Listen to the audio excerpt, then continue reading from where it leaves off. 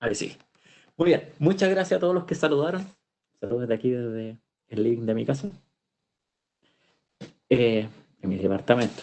Hoy tenemos parte del ciclo de charla o de conversatorio, seminario, distintas actividades que está haciendo un ejecutivo para tanto los, los estudiantes como público en general y tal vez gente interesada en tomar diplomados sobre distintas temáticas.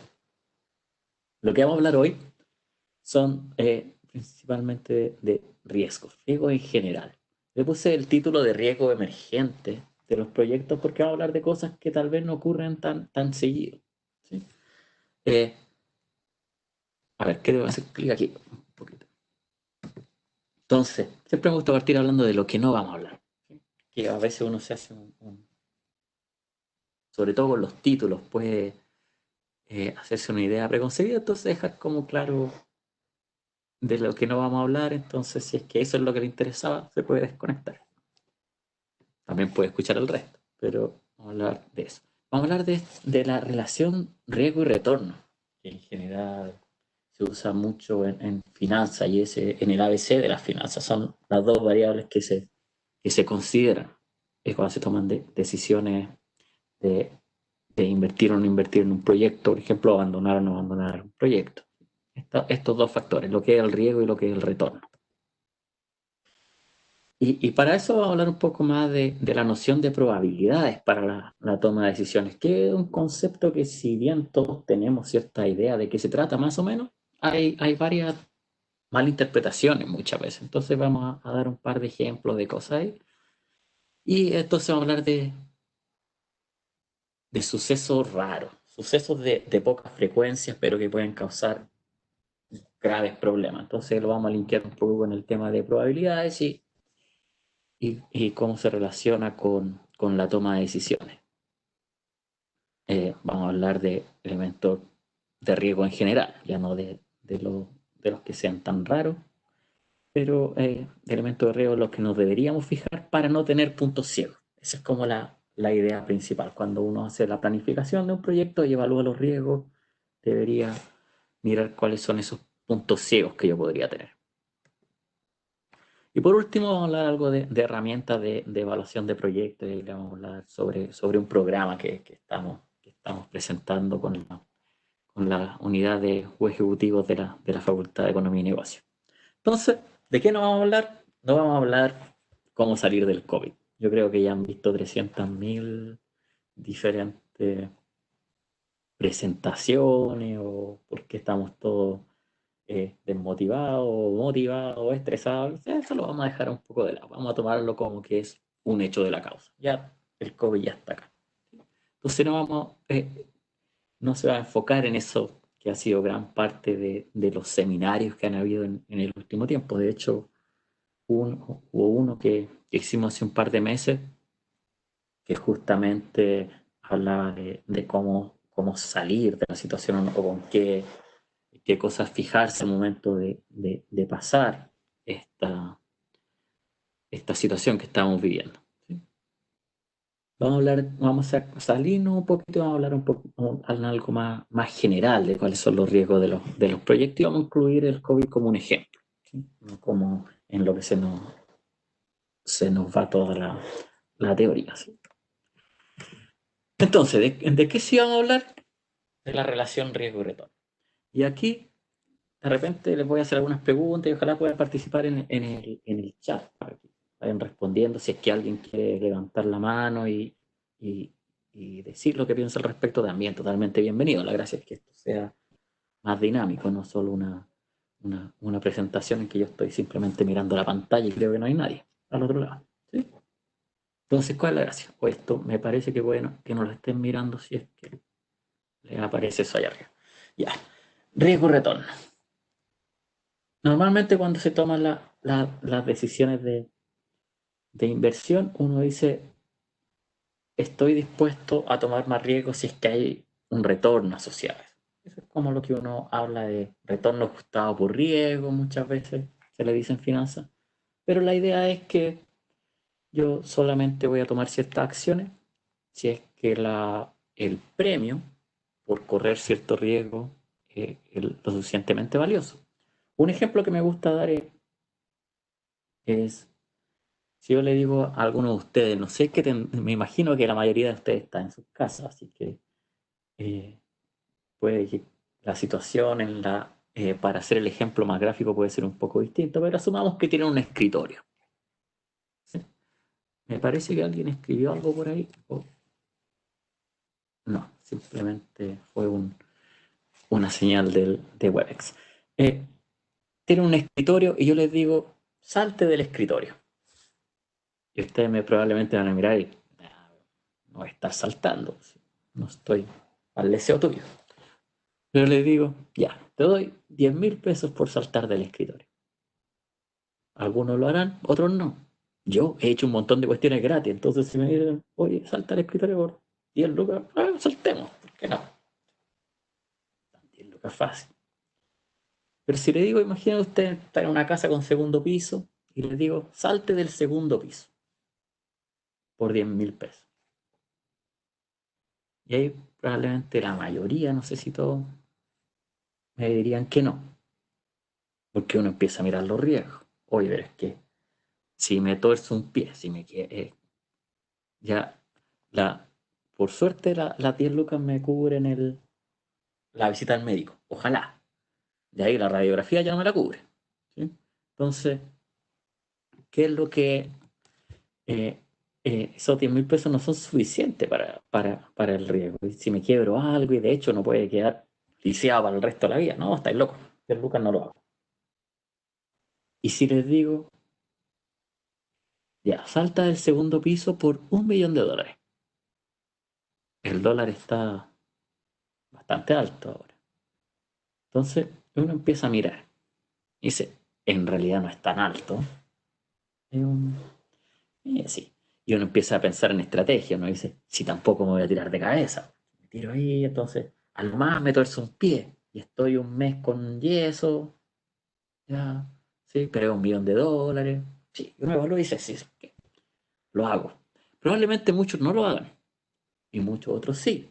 Pero ya se empieza a ver la idea de que si es que hay un retorno asociado a este riesgo, ya puede tener cierto, hay más gente que está dispuesta a tomar ese riesgo. Las personas en general somos lo que se llama averso al riesgo. No nos gusta el riesgo. Si podemos elegir, si podemos, vamos a recibir lo mismo, eh, o en valor esperado, vamos a hablar un poco más de valor esperado en un minuto. Vamos a recibir lo mismo en fijo versus arriesgándonos. En general, preferimos lo fijo, lo seguro. Somos muy malos para arriesgarnos en general. A veces temas como la renta fija versus la renta variable. Uno habla de los instrumentos financieros. La renta fija suena como seguro, entonces la gente está dispuesta a pagar mucho más que el equivalente en retorno de la renta variable, a pesar de que la renta fija varía de todos modos, no es algo seguro. Es menos variable, es menos riesgoso, pero lo que la gente está dispuesta a dejar de ganar por arriesgarse menos es bastante.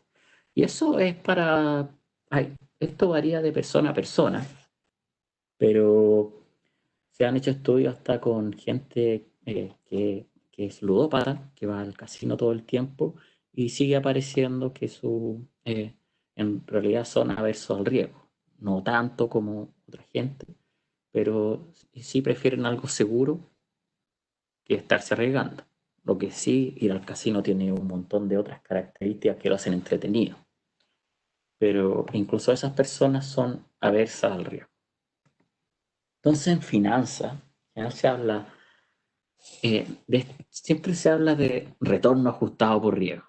Dice que las personas o los inversionistas siempre quieren mayor retorno y quieren, ojalá, el menor riesgo posible. Y normalmente se hace este gráfico. Y uno dice, quiero ganar más y arriesgarme lo menos posible. Entonces quiero estar como en este cuadrante. Aquí está lo peor, mucho riesgo, poco retorno. Aquí, mucho retorno, poco riesgo. Eso es excelente. Y aquí las decisiones que son menos retorno pero menos riesgo, y en este cuadrante de acá más riesgo pero más retorno. Entonces eso va a depender de la persona. Pero en general, uno debería, los humanos en general queremos algo que sea más seguro y con menos riesgo. Eh, y se han hecho modelos donde dicen cuál es la frontera de los distintos proyectos, se combinan y a uno le dicen, mira, métete en el fondo A, métete en el fondo E es más seguro, el fondo A es más volátil, pero entrega más rentabilidad en el futuro. ¿Sí? Pero eso siempre mirando desde el punto de vista de la cartera, de cuando uno tiene altos recursos y los va eh, metiendo en distintos activos. Entonces uno tiene algo, es lo que se llama un portfolio. Podría ser un portfolio de proyectos, un portfolio de acciones, de distintos activos financieros. Pero la idea es que uno puede ir combinando y principalmente uno dice, bueno, si se te da mal con alguno, se paga con el resto que les va bien. Esa es como la idea. Pero cuando uno invierte en algo que es como un proyecto, uno empieza a ver qué significan estos valores realmente de retorno esperado, qué es lo que uno espera ganar y cuál es la volatilidad. Normalmente la volatilidad se mide en términos de desviación estándar o varianza, que son desviaciones con respecto al valor esperado, a la media. ¿Sí? Son, eh, son momentos de la distribución de probabilidad. Entonces uno dice, esto se mueve más o menos así, voy a ganar un poco más, un poco menos. Entonces eso es lo que uno en general habla de, de riesgo y retorno, cómo se mueve mi distribución de ganancia, mi distribución de flujo de caja. ¿Sí? Lo que vamos a hablar hoy es un poco alejado de eso en el sentido de que, mira, espera, aquí no estamos hablando de que se va a dar, tenemos un infinito de proyectos, sino que tenemos un proyecto y cuáles son los escenarios que se pueden dar, y hay algunos que son poco probables. Y cómo los debería considerar dentro de mi toma de decisiones. Entonces hablemos un poquito de probabilidades. Yo creo que todos tenemos una idea de lo que son las probabilidades. Eh, haya tenido cursos de estadística o no, se basan probabilidades en el colegio, por ahí, ahora estas cosas depende del año en que uno fue al colegio, pero, pero hay cosas que incluso se pasan ahí. Entonces todos tenemos cierta idea de las probabilidades. Eh, no les voy a preguntar aquí lo que ustedes entienden que es la definición, pero hablemos un poquito de esto. Esto lo saqué y justo qué bueno que alguien me habló de Puerto Montt, porque esto lo saqué de Puerto Montt para el día lunes. ¿Cuándo lo habré? No me acuerdo cuándo lo saqué. ¿Cuándo era? ¿O era para hoy? Ah, para ayer. Sí. Decía probabilidad de lluvia 55%. Puse para Santiago, aparecían puros cero, entonces era muy fome para el ejemplo. Entonces puse Puerto Montt ahí, me dijo, de una de las aplicaciones. Decía 9 grados, decía que se espera un poco de lluvia y aquí aparece un número. 55% de probabilidades de lluvia, de precipitaciones. Ni siquiera lluvia, precipitaciones. Y uno se puede preguntar, ¿qué diablo es ese número? ¿Qué diablo es ese 55%? Le hicieron una encuesta a esto en otro país, de hecho, fue en Estados Unidos donde vienen todas estas aplicaciones. Le preguntaron a la gente, y no se lo voy a preguntar a ustedes, porque no quiero que, que, que quedar en el grupo de los que se equivocaron, pero le hicieron una encuesta diciendo qué significa este 55% de probabilidad de lluvia. Entonces, tómense 10 segundos y piensen ahí en su mente, ¿qué significa ese 55%? ¿Sí? ¿Ya? ¿Está más o menos? ¿Ya tienen como una idea? A la gente que le preguntaron esto, en esta encuesta dio diversas respuestas. Y todas tienen sentido. ¿Sí? Alguna gente dijo, 55% significa que no va a llover muy fuerte. 0% es una garúa, 100% lluvia achuza. ¿Sí? Entonces, algo tranquilo, 55%, un poquito más de la mitad. Otra gente dijo 55%, el día es el 100%, entonces va a llover como la mitad del día. La mitad del día va a estar lloviendo, la otra mitad del día no va a estar lloviendo. Tiene sentido, ¿no? 55% del día va a estar lloviendo. Otras personas dijeron, en realidad no llueve de todos lados igual, entonces significa como que va a llover en un poquito más de la mitad de la ciudad. Y en el resto de la ciudad no va a llover. Significa 55%. Eh, la verdad es que todas las respuestas, si bien tienen mucho sentido, eh, no son completamente correctas. ¿Qué significa ese número que está ahí? Y es lo que se llama básicamente probabilidades frecuentistas y nos dice que de 100 días en que han habido situaciones, eh, las características atmosféricas, la presión del aire, el viento, la humedad, han sido como las de hoy, en 55 días ha llovido y en 45 no. Para ser estrictamente preciso, ese número en realidad está ponderado igual por cuánto es la ciudad. Entonces, de hecho, el cálculo es un poco más complejo, si es que toda la ciudad o no la ciudad. Entonces, no significa exactamente que 55 veces de 100 ha llovido. Pero es simplemente eso, es un conteo de cuántas veces llueve con respecto a las que no llueve, sobre el total de veces que han habido este tipo de características. Y uno cuando ve el tiempo, vea Iván, no Iván Núñez, el otro Iván Torres. Iván Torres que llega ahí, habla un montón de la vaguada costera y un montón de cosas que a uno no le interesan mucho. ¿Y qué está esperando que me diga qué? ¿Va a llover o no va a llover?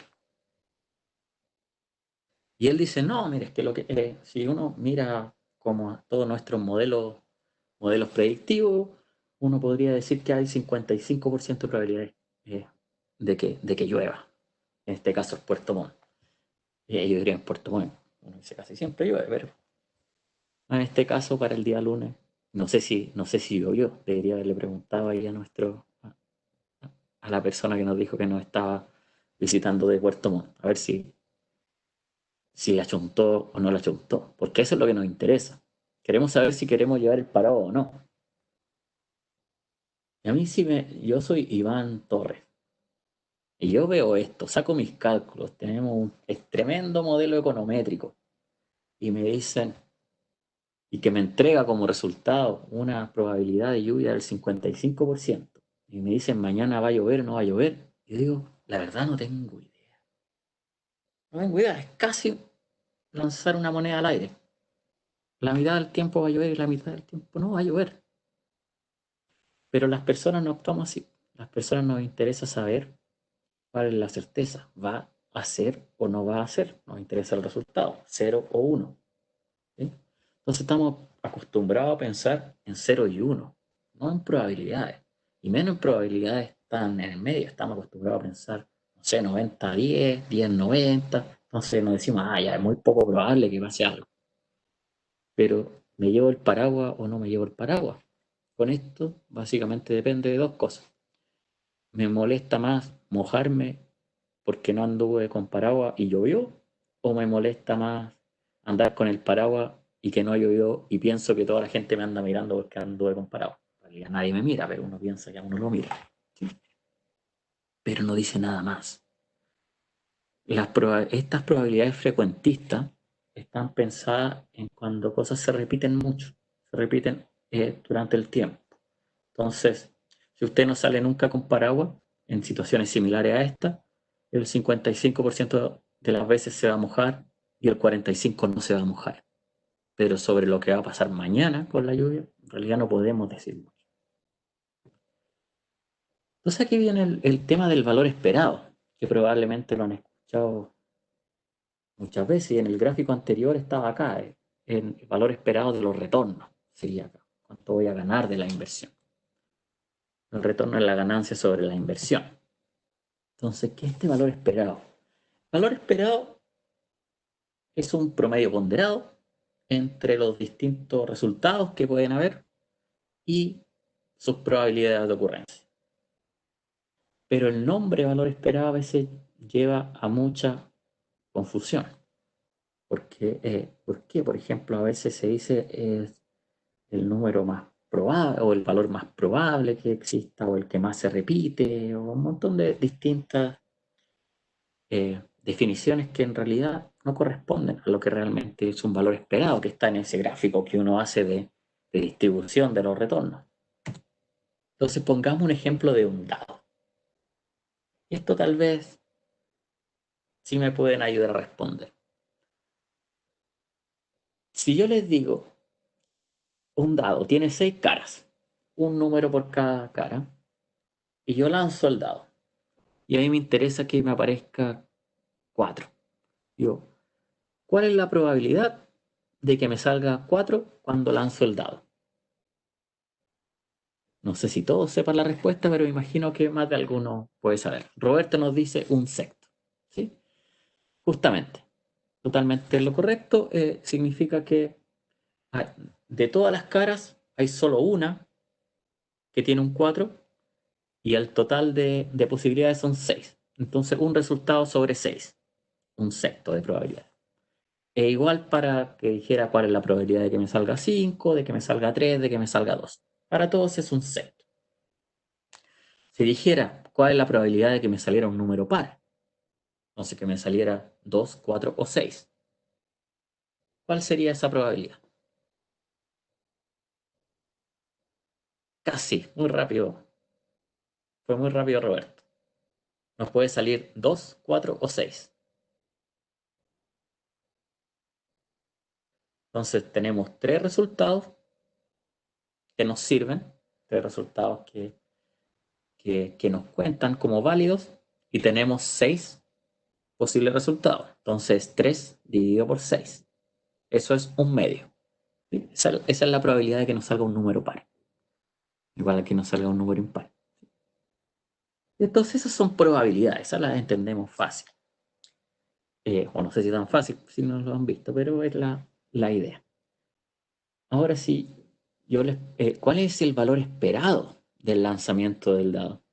El valor esperado es la probabilidad por cada uno de esos posibles eventos. Entonces es un sexto, que es la probabilidad de que me salga 1 por 1, más un sexto, que es la probabilidad de que salga 2 por 2, más un sexto por la probabilidad de que me salga 3 por 3, y así, porque son todas las probabilidades iguales.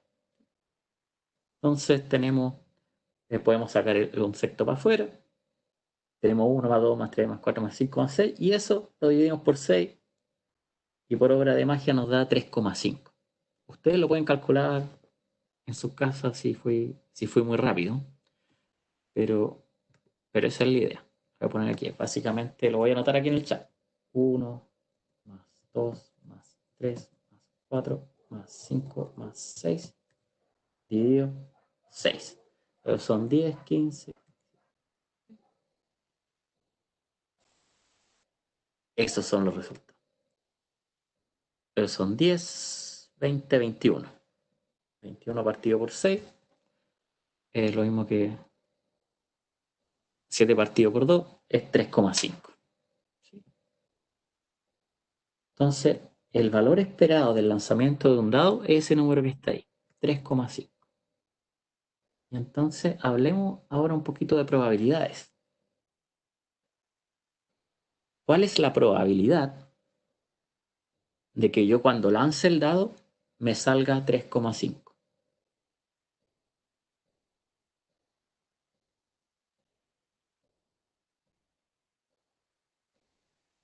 Cero, me dice Roberto, que es el ayudante de matemáticas. Cero, porque o me sale 3, o me sale 4, o me sale otro de los números, pero el 3,5 no existe en el dado. Pero aún así, el valor esperado me da 3,5. Entonces, ¿de qué diablos me sirve el valor esperado? Para cuando lanzo un dado, en realidad no me sirve. Pero ese 3,5 sí indica algo. Esto lo pueden hacer en sus casas, pero si lanzan un dado una vez, dos veces, tres veces, y lo lanzan 100 veces, infinitas veces, y todos esos resultados lo dividen por el número de resultados, van a llegar a algo muy parecido a 3,5. Probablemente no lleguen a 3,5 exacto, porque para eso en el límite del infinito, pero probablemente lleguen a algo muy, muy cercano a 3,5. Entonces el 3,5 es el resultado de cuando estas cosas se repiten mucho, es el promedio de muchas repeticiones del experimento. Lo que es muy válido para si es que uno está haciendo negocio de forma repetitiva. Lo que no es tan válido si es que uno está invirtiendo en un proyecto y por un evento que puede ocurrir una vez, porque lo que me interesa es que se ocurre esa vez. ¿Sí? Entonces el valor esperado es muy útil, pero no es lo único. Y lo más importante, no es lo que yo espero obtener, es algo porque yo no espero obtener 3,5.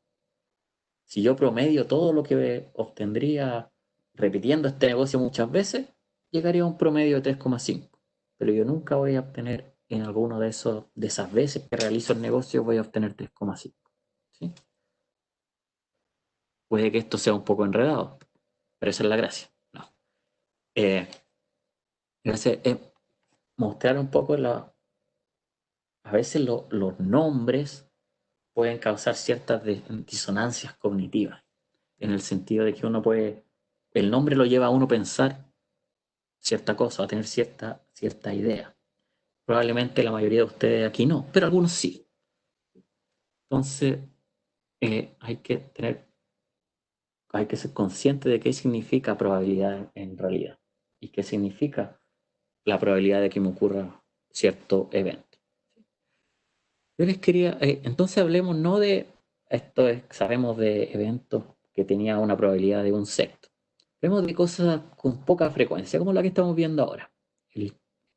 La pandemia mundial del COVID, que sale las noticias a cada rato, a pesar de que si uno se mete eh, a la información de Google, ve que la búsqueda de COVID en el motor de búsqueda cada vez va disminuyendo, pero de todos modos está bastante alto. El, como el Foro Económico Mundial se reúne todos los años. Ahí están todos los banqueros, la gente que realmente tiene mucho poder, los ministros de Hacienda de distintos países, algunos hasta presidentes, toda la gente que tiene que ver con las finanzas mundiales. Se junta allá en Suiza en enero de todos los años. Este año se juntaron, como siempre, y hablan de distintos riesgos potenciales, riesgos que pueden afectar la economía, qué cosa enfocarse. Este año se juntaron y dijeron cuáles son los riesgos más relevantes que vemos para este año. Yo trabajo en temas de clima y de cambio climático, entonces vimos, mira, todo el sector financiero está mirando estos verdecitos, tienen que ver con el medio ambiente. Entonces, estábamos todos contentos de ese punto de vista. ¿Qué tenemos aquí? Tenemos una matriz que es de impacto y de probabilidad. Tenemos una matriz dice, cosas que podrían tener más impacto son no considerar el cambio climático, temas de agua, diversidad, infraestructura de la información, esas cosas serían los más relevantes. Y están los otros que sean más o menos probables, entonces se le está dando alta probabilidad a temas medioambientales. Aquí hay hartas cosas que son relevantes, pero que no se estaban necesariamente mirando. Y aquí hay algo que por alguna razón les marqué con rojo. Esto dice aquí enfermedades infecciosas. La enfermedad infecciosa se le estaba dando una probabilidad muy baja. De hecho, 1, 2, el tercero más baja de todos estos riesgos relevantes, pero con un impacto, aquí tenemos la línea media, entonces un impacto relevante. Pero estaba fuera del radar, porque se consideraba poco probable. Y aquí es donde es importante esto. Esto fue en enero del 2020. En enero del 2020 ya habían cerrado Wuhan, en China. Ya habían casos en varios países de Europa. En Italia ya estaban con problemas, en España también.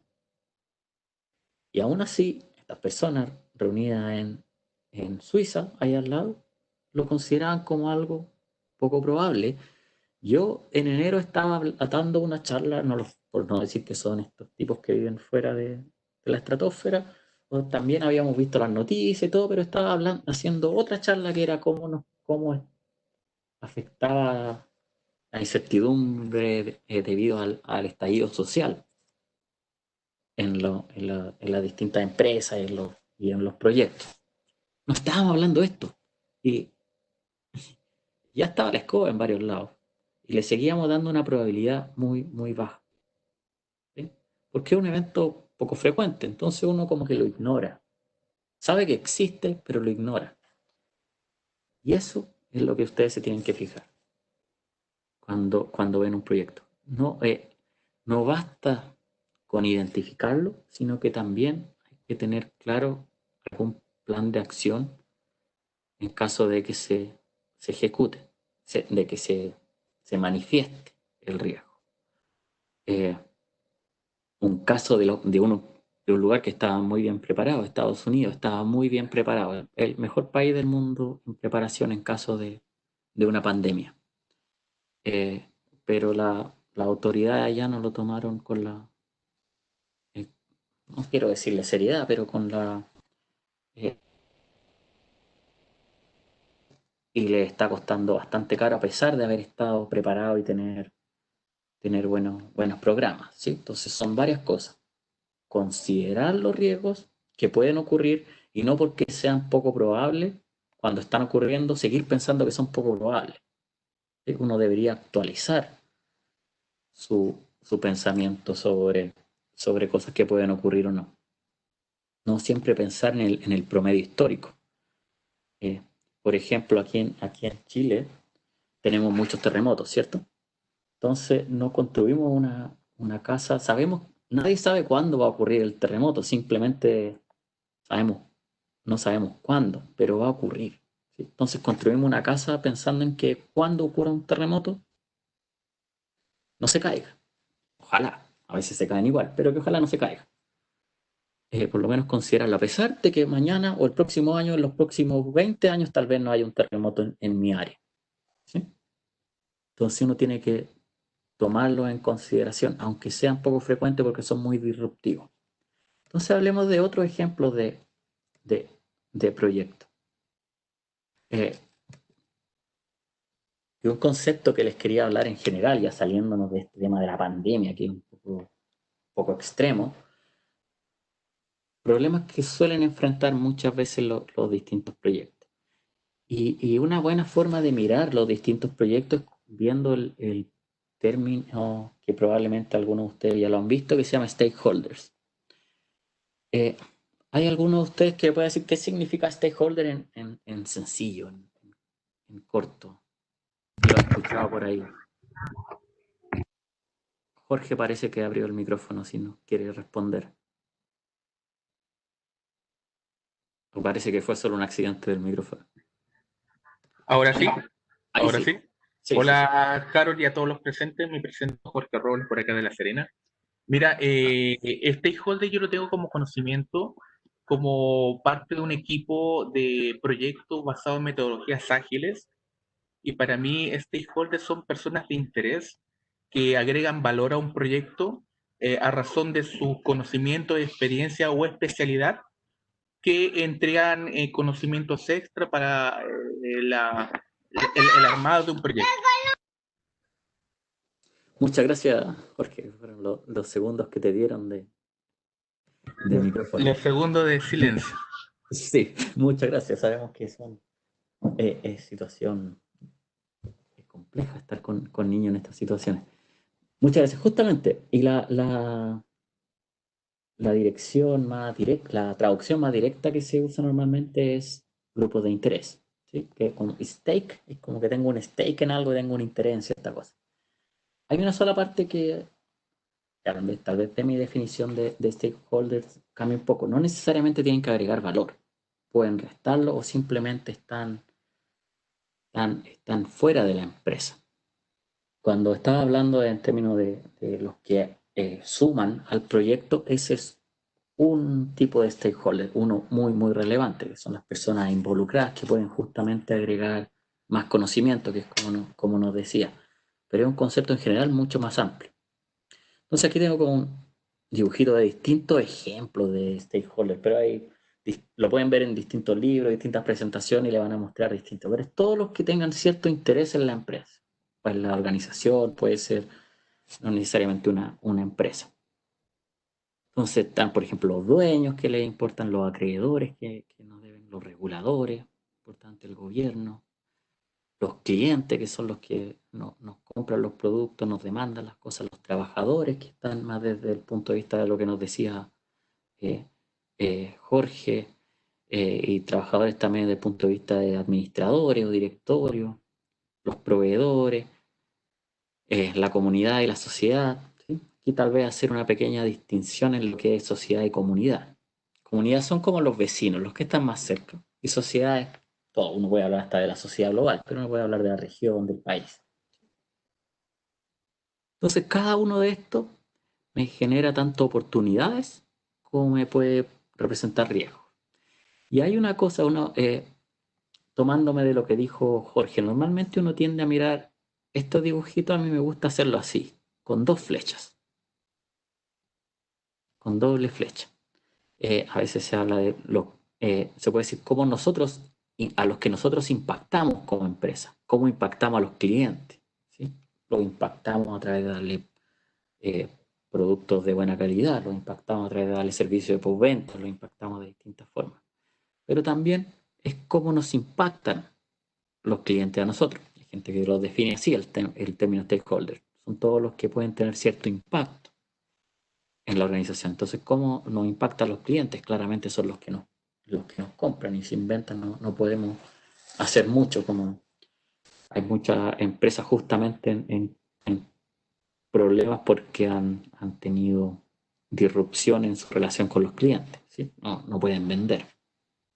Entonces, cada uno de estos puede generar ciertos problemas. Entonces, quería llevarlo esto un poco más de la empresa en general a un proyecto en particular. Voy a hablar de un par de ejemplos. Eh, ¿Se acuerdan ustedes? Y sobre todo si hay gente del norte, no hay nadie de la región de Atacama, eso sí, me parece. O quizá hay alguien por ahí. ¿Se acuerdan del proyecto Freirina? ¿O les suena Freirina? Es una zona donde se produce muy buena, en el Valle del Huasco se produce muy buena aceituna, hacer aceite de oliva.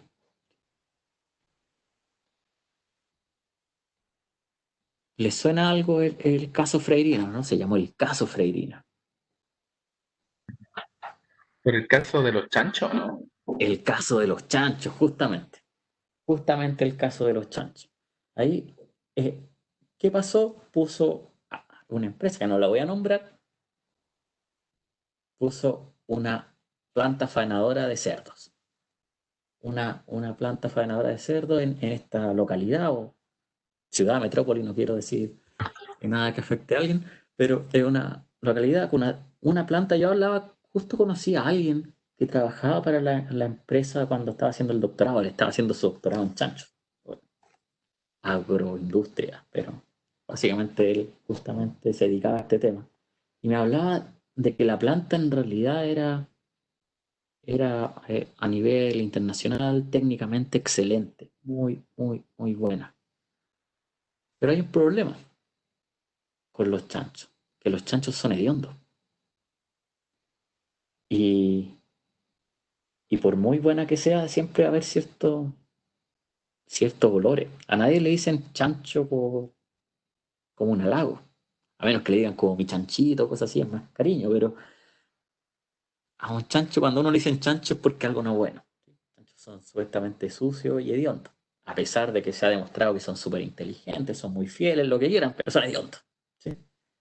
Entonces, ¿y qué pasó con esa planta? Ya no existe la planta de Freirina, o sea, existe. Uno va manejando por el Valle del Huasco y de pronto ve básicamente desierto, cuando está la parte de desierto florido, está muy lindo, y es valle, entonces hay verde, y de pronto aparecen estos galpones gigantes y uno dice, ¿qué hace esto acá? Y en realidad dice, bienvenido a Freirina, y dice, mira, esto fue Freirina, la planta de Freirina. Esa planta ya no existe.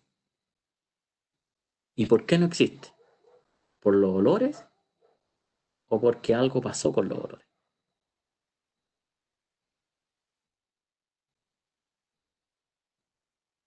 ¿Cuál es el problema que hayan olores?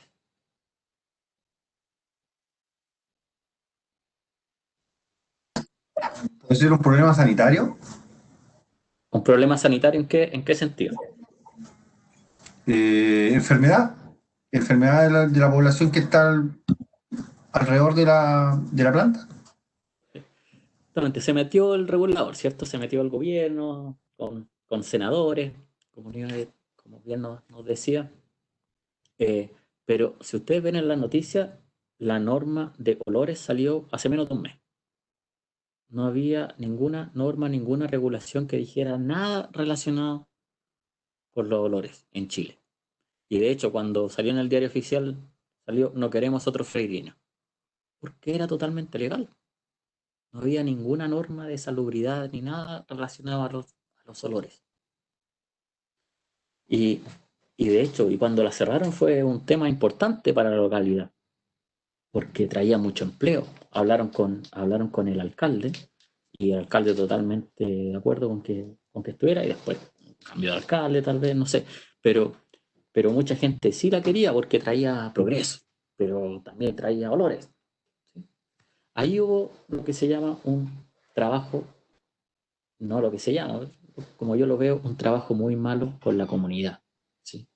Ahí se habló con el alcalde, tal vez se habló con algunas juntas de vecinos y sería. ¿Sí? Decimos, aquí vamos a traer progreso y aquí tienen que estar contentos con nosotros. Eh, el mundo ya no es así. Ya cada vez las comunidades, cada vez los clientes, las distintas organizaciones sociales tienen mucho más poder. No se puede llegar y pasar y nunca se debió, pero ahora ya es más tangible, pasar por encima de las personas y decir, traemos progreso, así que apláudanos. No hay, no hay un proyecto eléctrico que se pueda llevar a cabo sin tener conversaciones serias con la comunidad, con dirigentes de distintas áreas, ir a poner una oficina allá, tener conversaciones con los distintos grupos interesados que tengan preguntas, ver formas de, de amortiguar o hacer compensaciones por los potenciales efectos que estos proyectos puedan tener. ¿Sí? Entonces, ahora es muy probable que a uno se le caiga un proyecto técnicamente perfecto, económicamente muy rentable, pero se caiga por no considerar tu relación con la comunidad, ¿sí? O con cualquier otro de los stakeholders. ¿Sí? Hubo un mal trabajo con la comunidad y se te cayó un proyecto millonario. O sea, al final, después tuvieron que matar los cerdos y el problema sanitario vino porque estaban los cerdos muertos. ¿Sí? Fue un tremendo y tremenda pérdida la tuvieron que hacer. ¿Sí? Otro ejemplo de la misma empresa. Eh, es una empresa muy buena técnicamente, es una empresa que por alguna razón tampoco es abierta en bolsa, es la más grande sociedad anónima cerrada en Chile. Eh, Probablemente tenga cierta correlación con eso. Misma empresa, si ustedes van, yo vivo en Santiago, entonces tengo estos Santiago centristas, me disculpo con todos los presentes que vienen de otros lados, pero uno cuando va hacia el sur, desde Santiago, por la ruta 5 Sur, va en el cruce Rosario, uno sabe que está Juan y medio. Excelente. Siempre que voy para allá trato de parar por ahí. Excelente comida, salvo ahora que estamos con el COVID, así que no se puede ir a ningún lado. Pero antiguamente solía ir para allá. Al frente hay una planta también faena, no sé qué faena ahí. Pero lo que sí sé es que hubo una vez que hicieron un casino para los trabajadores. Eh, su- eh, lo inauguraron, todos felices, y a fin de mes los trabajadores se tomaron la planta, se tomaron la ruta 5 Sur y pidieron la intervención del ministro del Trabajo. Y uno dice, ¿ah? ¿Qué pasó aquí? Construyeron un casino, que es supuestamente bueno para los trabajadores, con todos los nutricionistas y todo lo que probablemente sacaron, eh, cuando construyeron la planta, dijeron, este es un casino muy bueno, un proyecto muy bueno desde el punto de vista técnico y económico. ¿Qué pasó ahí? Básicamente, en la liquidación de sueldo, probablemente ustedes tienen algo que les aparece asignación de colación. A mí me aparecen 8 lucas. Ya, no sé si será el mínimo legal, pero parece a esta gente en general le parecía, a los trabajadores les aparecía algo más. No mucho más, pero era algo más, como 30.000 pesos, algo así. Se construyó el casino y eliminaron eso, obviamente. Ya les daban la colación. Ya no tenían que tener esta asignación. Y esto lo habían conversado con el sindicato, era algo que se sabía que era temporal el tema de la, de la asignación de colación. Bueno, quedó la escoba igual. Y aquí uno puede empezar, bueno, tienen razón o no tienen razón, qué lado, qué otro lado. Aquí de nuevo hubo no un buen trabajo con los trabajadores. Al final esto terminó en que, bueno, aparte del bono de término de conflicto, aparte de todos los días que no se pudo trabajar, aparte de todas las otras sanciones del gobierno, la solución fue que los que quisieran podían traer la comida de la casa. Porque cuando uno recibe la liquidación de sueldo, es muy poca gente la que lee la liquidación de sueldo. Uno ve el monto líquido y es el que lo ocupa para distintas cosas. Si te sacan una asignación significa que te bajaron el sueldo. Y de pronto apareció, me bajaron el sueldo y no me preguntaron. ¿Sí? Y ahí podemos decir, no, si lo hablaron con el sindicato y todo, pero no fue bien comunicado, no fue bien trabajado con los trabajadores, no se dio una opción del que quisiera, podía seguir, o simplemente, de nuevo, no se consideró las reacciones que podría tener un, un grupo de trabajadores, ni siquiera era la mayoría. Y de nuevo, son eventos muy poco probables. ¿No? Sería, ¿cuál es la probabilidad de que te paralicen la planta por construir un casino? No diría nada.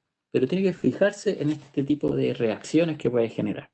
Lo mismo con los clientes, lo mismo con los dueños, los acreedores, los reguladores, los proveedores. Sí, si se me corta la cadena de suministro, son cosas que tengo que siempre estar mirando.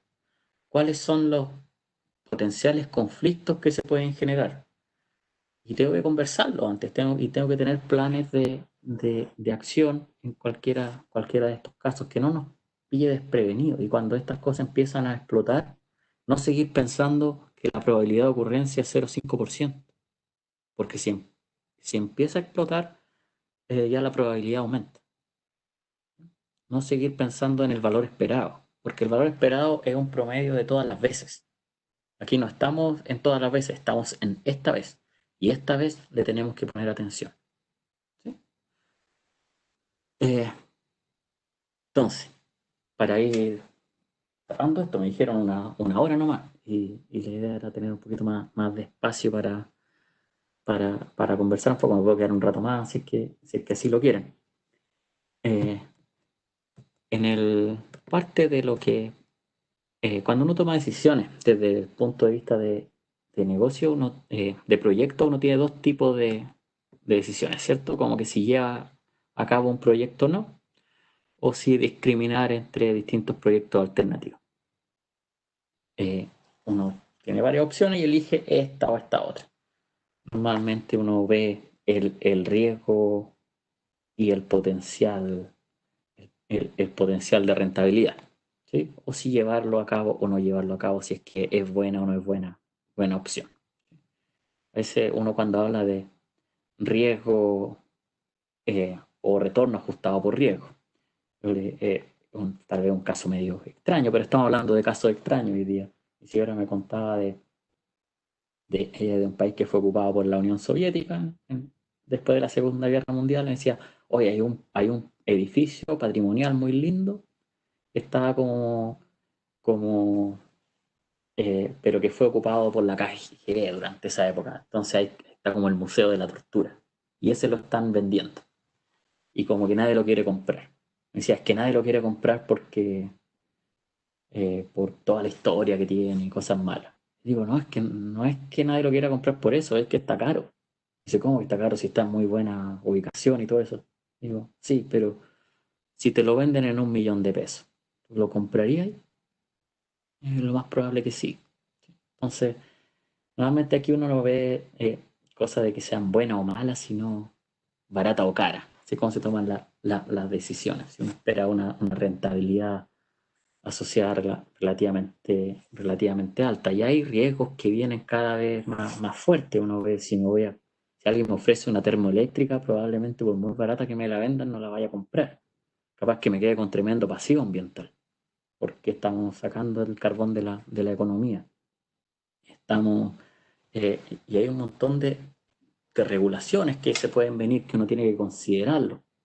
Cuando en él cerró Bocamina 1 y Bocamina 2, básicamente hizo la tremenda pérdida porque lo hacía ahora o lo hacía después, pero básicamente dieron la señal de que no queremos seguir contaminando, pero la pérdida la iba a tener que hacer igual, ¿sí?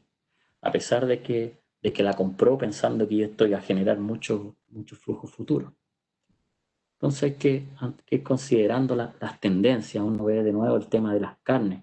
A mí me encantan los asados, pero yo sé que de aquí a 20 años probablemente sea mal visto comer tanta carne porque tiene un impacto terrible. ¿Sí? Entonces aprovecho, como no soy vegano, digo aprovecho de comer lo más posible, pero a mis amigos veganos no les gusta que diga eso, pero tiene un impacto tremendo. Entonces probablemente no, la economía tenga que cambiar. ¿Sí? Entonces, cuando uno se mete en este tipo de proyectos, tiene que pensar cuáles son las tendencias y hacia dónde van las comunidades, hacia dónde va el regulador, ¿sí? Para no encontrarse con que simplemente, oh, sucedió algo que nunca antes había sucedido. Sí, pero sí habían indicios, ¿sí? Jorge ha levantado la mano. Eh, ¿Quiere hablar? ¿Comentar algo al respecto? Sí, Harold, hola, antes que Dime. se acabe el tiempo, ¿cómo tú agregas el factor de riesgo ahora considerando el tema de sanitario dentro de un flujo de evaluación de proyecto? ¿Le agregas a un valor para el cálculo final del BAN o del TIR? Sí, normalmente lo que se hace para este tipo de cosas es hacer un estudio de sensibilidad. Digo, ¿qué tan sensible es como si pasa esto o pasa esta otra cosa? Y cuando uno se mete en un proyecto, uno siempre está arriesgando, cosas seguras no hay. O las cosas seguras pagan muy poco y no vale la pena. Entonces uno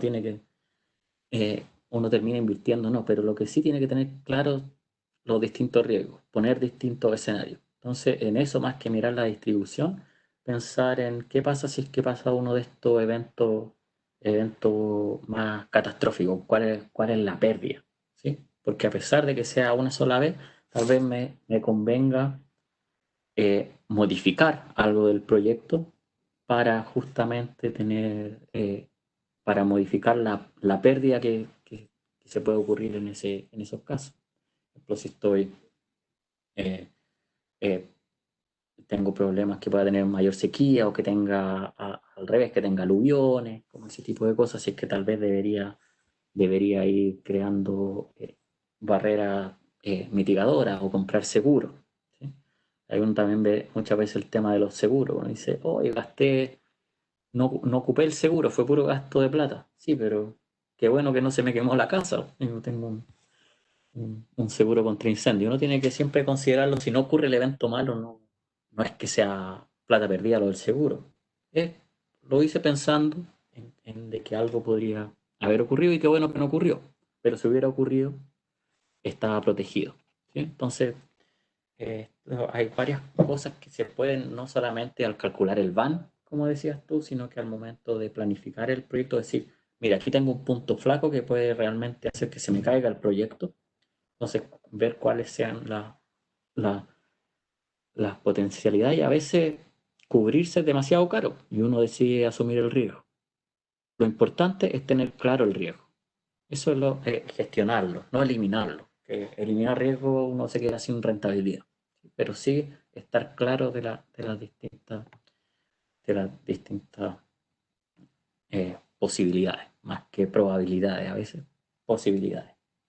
Y ahora se me está acabando el tiempo y me dijeron que tenía que hablar del, del diploma que tenemos de gestión de costo y evaluación de proyectos. Así que bien rapidito, esta es la parte parte comercial. ¿Qué es lo que miramos en ese proyecto, en ese diplomado? Que lo pueden tomar o no, a lo mejor algunos ya lo tomaron. Son 5 módulos que tienen el siguiente esqueleto. Parte con un curso de portfolio de inversión en general, fundamento de evaluación de proyectos para que todo esté más o menos con el mismo vocabulario, temas de flujo de caja, temas de puntos de equilibrio para poder tener cosas, temas también de por qué fallan los proyectos, que probablemente se repitan algunas de las cosas que ya dije hoy día, o tal vez no, eso lo hace otro profe, ¿sí?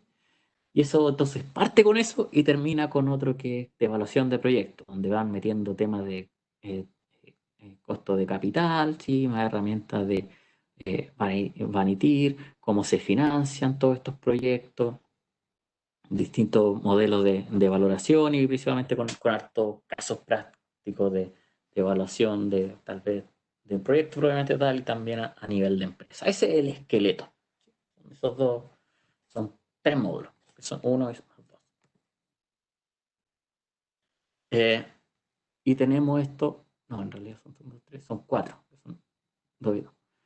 Y esto es lo otro, la carne, que tiene con cosas que también le agregan valor al diplomado en el sentido que no es solo la típica evaluación de proyectos, sino que otras cosas de las que hay que fijarse. Entonces vamos a hablar, por ejemplo, del efecto de los proyectos en los estados financieros, entender cómo, no hacer contabilidad, sino que entender cómo afectan los distintos procesos y ver distintos riesgos también asociados. Y este módulo lo hago yo, así que ese es el mejor módulo del mundo mundial. No, los otros también son muy buenos. Temas de planificación y presupuesto, cómo planificar y de nuevo viendo con la parte de la financiación, cómo ver los distintos sistemas presupuestarios, los análisis de variaciones, de nuevo ver los distintos presupuestos del proceso presupuestario, ¿sí? Para que básicamente esto tiene mucho que ver con la gestión de caja, que saben que las cosas quiebran no porque estén muy endeudadas, sino porque se le acaba la caja. ¿Sí? Y también todo lo que tiene que ver con la gestión y análisis de costos. Entonces que tenemos de nuevo las distintas formas de evaluar costos, sobre todo porque cuando los costos increíblemente uno los toma como un número que es meterlo a un Excel, pero todo lo que hay de asignación de distintos costos puede llevarnos a decisiones muy distintas porque nos entregan información distinta. Entonces, haber distintas formas de gestión de costos. Entonces, esto es lo que da como una carne al esqueleto que es de evaluación de proyecto propiamente tal y profesores de súper buen nivel. Esto lo hace Freddy Coronado, excelente profesor. Aquí es también Néstor, el tema de planificación y presupuesto, el de evaluación de proyectos lo hace también Rafael Romero, quien hace el primer Rodrigo, hace el primero, profesores con harta trayectoria y súper bien evaluados. Entonces, lo tenemos bien. Y hasta ahora las evaluaciones han sido bastante, evaluaciones del diplomado me refiero, como lo consideran los alumnos, le ha parecido bastante. Esta sería la primera vez que lo haríamos online, porque pensábamos hacerlo en regiones. Iba a ir a Antofagasta, tengo familia allá también, pensaba ir a Cirola, pensaba ir a Puerto Varas, pero ahora va a ser en admisión online. Lo bueno es que puede acceder mucha más gente y ya lo hemos probado un poco porque la versión anterior, que era presencial, lo tuvimos que terminar online, porque dijimos, vaya, paramos un poco, pero nunca pensamos que esto iba a durar tanto. Entonces, nos adaptamos y esa versión terminó en versión online. Entonces, sí tenemos experiencia ya y en esta misma plataforma se trabaja y ya están haciendo harto todos los otros diplomados de la unidad de web ejecutivo está trabajando en esta plataforma. Así que se pensó en un momento hacerlo en forma híbrida, pero dijimos, ¿para qué? Sí, para que agregarle más incertidumbre. Entonces vamos a hacerlo online. Cualquier duda, María Paz está ahí en el chat que pueden preguntar y ahí está el correo. Ahí justamente escribió, María Paz dice, para todas consultas pueden escribir a regiones o ejecutivos. Estoy mirando el chat.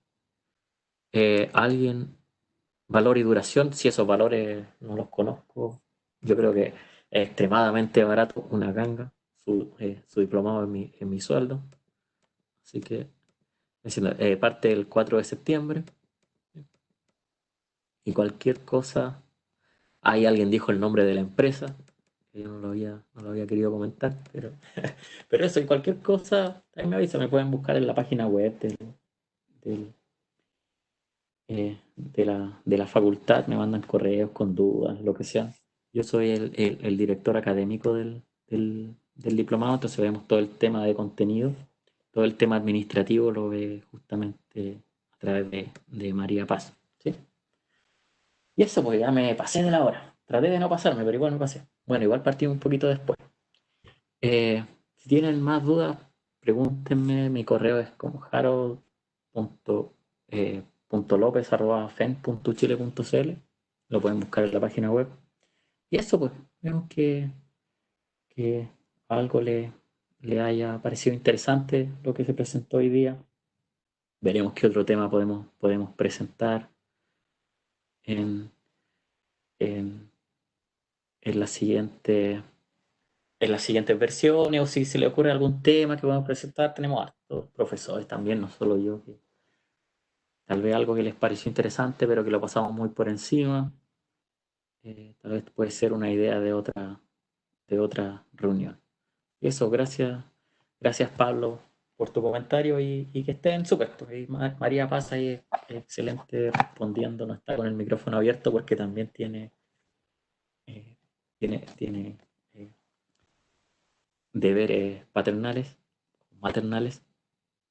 Así que eso, pues, cualquier cosa me avisan. Que estén súper bien y síganse cuidando. Los números han bajado bastante, al menos aquí en el norte están arriba, así que seguir cuidándose más, usar mascarilla y ojalá no salir de la casa. Que estén súper bien y nos vemos, pues. Chaito.